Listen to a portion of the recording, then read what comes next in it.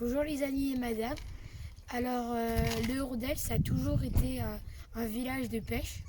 Et là, comme derrière vous, il y a des bateaux, genre un ici. Et ils peuvent sortir qu'à marée haute, parce qu'à marée basse, il y a trop de sable, comme vous le voyez. Et ils ne peuvent pas pêcher grand chose. Et là, pour apprendre plus de choses sur la vie des pêcheurs, je vais vous emmener dans une maison de pêcheurs. Ça, c'est un outil de pêche qui, en fait, les crabes rentrent par là et ils peuvent pas ressortir. Et vous pouvez par exemple voir un crabe là. Ah oui, j'en oublie bien. Et là, c'est encore un deuxième outil des pêcheurs. C'est le filet. En fait, il racle le sol, le bas du sol de la mer. Et du coup, il peut attraper tous les poissons et il le remonte après quand ils ont assez de poissons. Voici la coopérative du village. C'est ici qu'on garde les poissons. Et après, ils sont conservés dans des chambres froides. Et après, ils sont emmenés soit à des restaurants, soit à la poissonnerie, ou soit à Boulogne-sur-Mer avec des camions frigorifiés.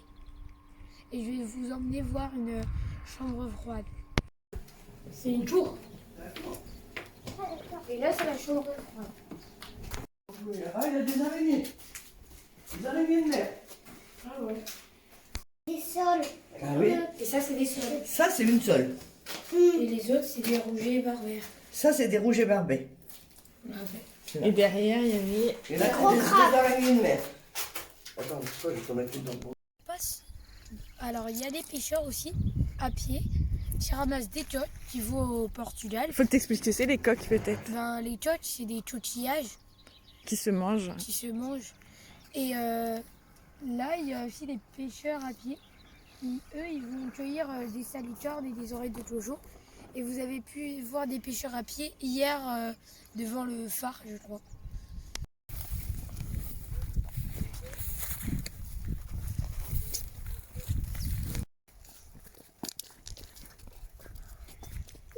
Voilà deux plantes que les pêcheurs marins, que les pêcheurs à pied cueillent.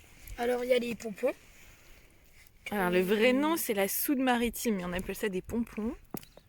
Et du coup, en fait, ça se mange comme les salicornes ou comme les cornichons. Avec du vinaigre, il faut les mettre dans du vinaigre, et après on a peut les mangé. manger. Ah oui, c'est vrai.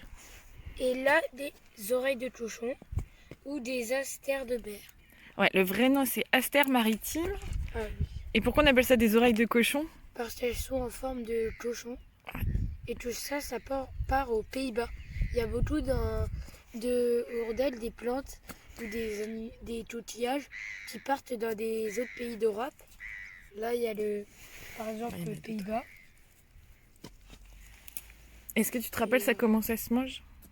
Ça se mange au beurre ou comme des épinards. Ouais, c'est un peu le goût des épinards. Ça fond, c'est le goût des épinards. Il faudrait qu'on trouve des salicornes. Alors on va retourner en vadrouille. Alors là, c'est des salicornes. On a trouvé des salicornes. Ça fait longtemps qu'on en cherche. C'est une espèce protégée. On appelle aussi ça des passe-pierres. Mais on peut avoir... Je suis dans la vase.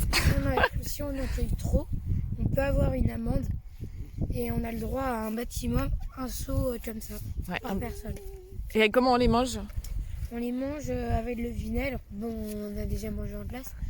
Ou comme les cornichons.